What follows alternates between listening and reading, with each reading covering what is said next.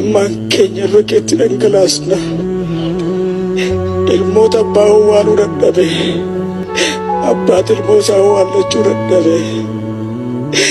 hin salphanne rikeetti hin xinnaanne imman kanan kabajja beelofne bo'aa jirru shaalaa baadalaaboo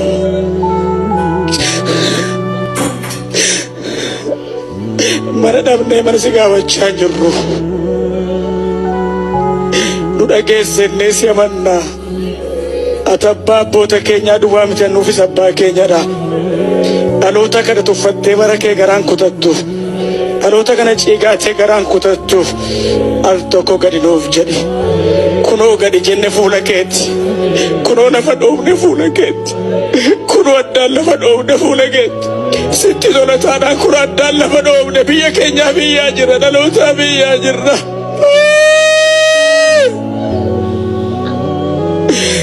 Iyyi gara kootti kan jedhe si mitiire jecha iyyaamaaf afaan keenya keessaa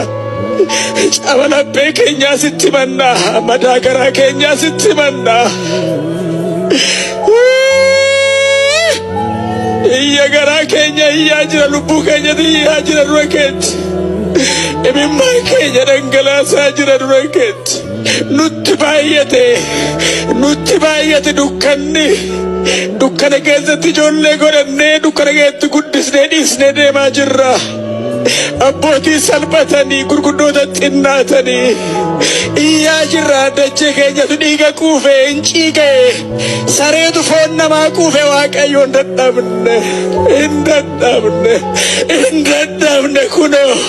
nutti ulfaate ati akka jette mitiire warri baan keessa sitti ulfaate gara koo kottaa kan jedhe si mitiire addaan lama dhoofne kunoo abbootiin iyyina dura keetti.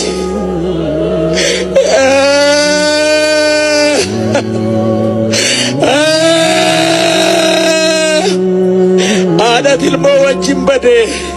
ilmootu